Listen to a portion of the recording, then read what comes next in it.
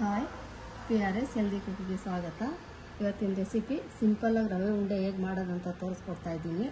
ಅದಕ್ಕೆ ಬೇಕಾಗಿರೋಂಥ ಐಟಮ್ಸನ್ನು ಇಲ್ಲಿ ಇಟ್ಟಿದ್ದೀನಿ, ನೋಡ್ಕೊಳ್ಳಿ.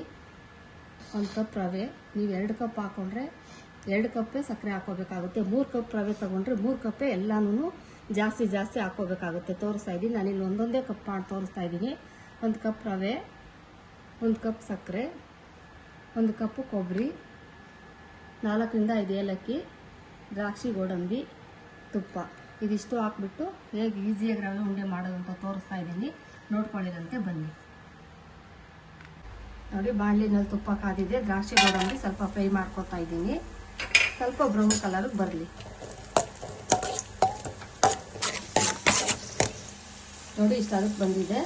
ರವೆ ಹಾಕ್ಕೊತಾ ಇದ್ದೀನಿ. ರವೆನಿದ್ರೆ ಚೆಂದ ಸ್ವಲ್ಪ ಫ್ರೈ ಮಾಡಿಬಿಡಿ ತುಪ್ಪದಲ್ಲೇನೆ.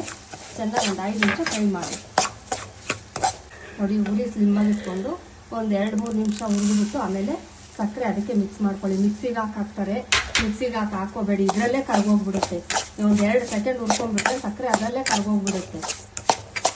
ನೋಡಿ, ಏಲಕ್ಕಿ ಪೌಡ್ರನ್ನು ಅದಕ್ಕೇ ಮಿಕ್ಸ್ ಮಾಡ್ತಾ ಇದ್ದೀನಿ. ಮಿಕ್ಸ್ ಮಾಡ್ಕೊಂಡ್ಬಿಟ್ಟು ಸಕ್ಕರೆ ಕರ್ಗೋಗ್ಬಿಟ್ಟು ಚೆನ್ನಾಗಿ ಸ್ವಲ್ಪ ಬಿಸಿ ಮಾಡ್ಕೊಂಡು. ನೋಡಿ, ಒಂದು 1/4 ಗ್ಲಾಸಿಗೆ ನೀರು ಬಿಸಿ ಮಾಡ್ಕೊಂಡಿದ್ದೀನಿ. ಹಾಲು ಹಾಕ್ತೀರಾ, ಹಾಲು ಹಾಕ್ಬೇಡಿ.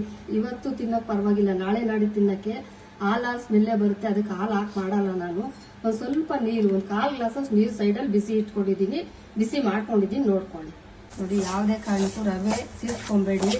ಸಿಯೋದು ಇಲ್ಲ, ತುಪ್ಪದಲ್ಲೆಲ್ಲ ಉರಿತಾ ಇರ್ತೀವಲ್ವ, ಹೆಂಗಾರಾಗಿ ಸ್ವಲ್ಪ ಈ ಥರ ಸಕ್ಕರೆ ಕರ್ಗೋವರೆಗೂ ತಿರುಗಿಸ್ಕೊಂಡೇ ಇರಿ. ನೋಡಿ, ಕೊಬ್ಬರಿ ಲಾಸ್ಟಲ್ಲಿ ಮಿಕ್ಸ್ ಮಾಡ್ತಾ ಇದ್ದೀನಿ. ಎಲ್ಲ ಒಂದೊಂದು ಬೌಲ್, ನೀವು 2 ಬೌಲ್ ಹಾಕೊಂಡ್ರೆ 2 ಬೌಲ್ ಕೊಬ್ಬರಿ, 2 ಬೌಲ್ ಸಕ್ಕರೆ, 2 ಬೌಲ್ ರವೆ, 5 ರಿಂದ 6 ಏಲಕ್ಕಿ ಕಾಯಿ, ಆ ಥರ ಜಾಸ್ತಿ ಹಾಕೊಂಡು ಮಾಡ್ಕೊಳ್ಳಿ. ನೋಡಿ, ಸಕ್ಕರೆ ಫುಲ್ ಕರಗಿದೆ. ಎಷ್ಟಂತ ಒಂದು 4 ರಿಂದ 5-6 ಸ್ಪೂನ್ ಅಷ್ಟು ಮಾತ್ರ ನೀರು ಹಾಕ್ಕೊಂಡಿಡಿ.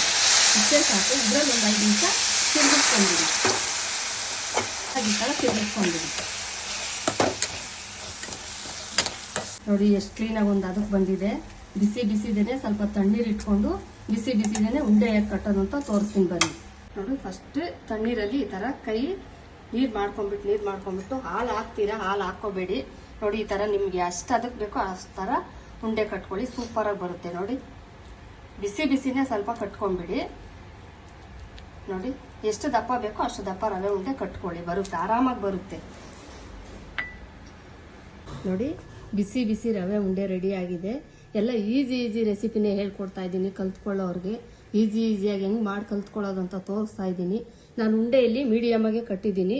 ಹೇಳ್ತಾ ಇದ್ದೀನಲ್ವಾ, ನೀವು ಇನ್ನೂ ಜಾಸ್ತಿ ಬೇಕಂದರೆ 2 ಕಪ್ ರವೆಗೆ 2 ಕಪ್ ಸಕ್ಕರೆ, 2 ಕಪ್ ಕೊಬ್ಬರಿ, 6 ರಿಂದ 8 ಏಲಕ್ಕಿ, ಇನ್ನೊಂದು 2 ಸ್ಪೂನ್ ತುಪ್ಪ, ಅದೆಲ್ಲ ಜಾಸ್ತಿ ಮಾಡ್ಕೊಂಡೋದ್ರೆ ಜಾಸ್ತಿನೇ ಮಾಡ್ಕೋಬೋದು. ನಾನು ಕಲ್ತ್ಕೊಳ್ಳೋರ್ಗೆ ಈಸಿಯಾಗೆ ತೋರಿಸ್ತಾ ಇದ್ದೀನಿ. ತುಂಬ ಚೆನ್ನಾಗಿ ಬಂದಿದೆ. ನೋಡಿ, ಸಾಫ್ಟಾಗಿ ಬಂದಿದೆ ರವೆ ಉಂಡೆ. ನೋಡಿ, ಸೂಪರಾಗಿ ಬಂದಿದೆ ರವೆ ಉಂಡೆ. ನೀವು ಇದೇ ಥರ ಮಾಡಿಕೊಂಡು ತಿನ್ಬಿಟ್ಟು ಟೇಸ್ಟ್ ಹೇಗಿತ್ತು ಅಂತ ಹೇಳಿ ಲೈಕ್ ಮಾಡಿ, ಶೇರ್ ಮಾಡಿ, ಸಬ್ಸ್ಕ್ರೈಬ್ ಆಗೋದು ಮರಿಬೇಡಿ. ಸಬ್ಸ್ಕ್ರೈಬ್ ಆಗಿ. Okay, bye, thank you.